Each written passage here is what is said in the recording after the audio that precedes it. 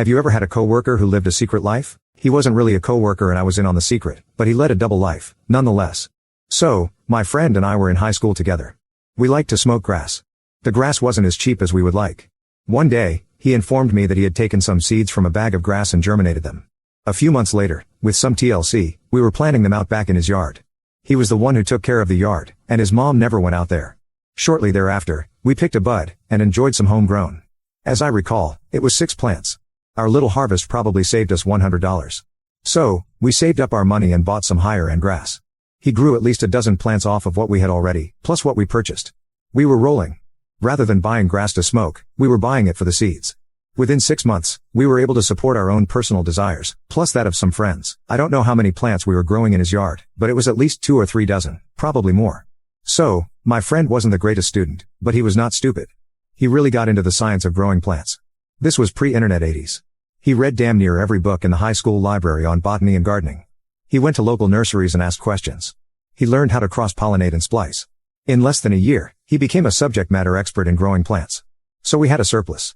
Growing plants isn't without its costs. He decided to sell. At first it was just to friends. Then those friends started selling a little bit of his product. He needed to expand.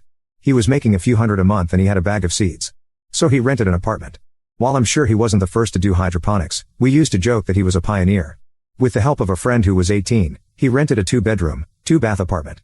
We filled it wall to wall with grass. 6 months later, he was bringing in around $1,000 in profit after paying rent and utilities on the apartment. A year after that, our senior year in high school, he had 2 houses rented that he used as grow houses. This is where the double life kicks in.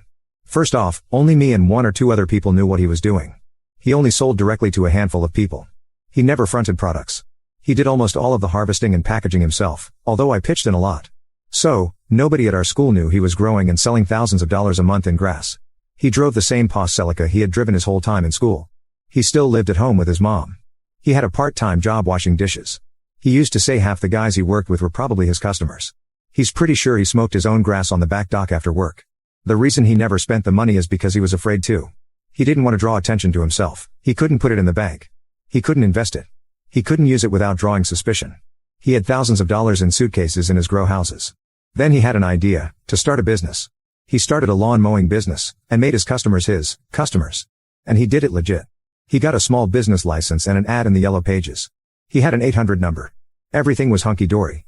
He was able to account for his income now. Slowly but surely, he trickled money into a bank account. He was laundering money. For the record, he didn't discover this on his own. He got the idea from reading a gangster novel, then it happened. He got a call from someone who legitimately wanted their lawn mowed. So he took the gig. He knew a ton about gardening and whatnot. So, he pulled some cash, bought some lawn equipment, a cheap used truck and a trailer. So, some elderly lady had one of the most successful drug dealers in our area mowing her lawn. We were 2 years out of school by now. I had gone off to join the army. His double life was in full swing. That first job led to another. Because it was really a front for his real business, he decided to charge the old lady a little less than what most lawn care people would charge. So, he got popular fast. He eventually hired a few guys. He upgraded equipment, expanded his services and hired more guys. As he earned more money through his lawn care business, he reduced the amount of effort he put into the grass, and he had hired help at this point. He had a payroll, so he put them on it. In a little less than a decade, he was completely legitimate.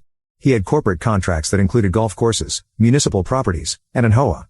Currently, he is a member of the local Chamber of Commerce, sponsors youth sports, and is a family man with 1 kid, a college graduate, 1 in school, and 1 on the way. He still smokes pot. His wife knows he sold grass in school, and that's how he financed his business, but nobody outside me and a few others know how extensive it got. He hasn't sold in maybe 25 or 30 years. Every now and then, he said he would love to go out to Colorado or someplace where it's legal and see if he could do it again, but in the open.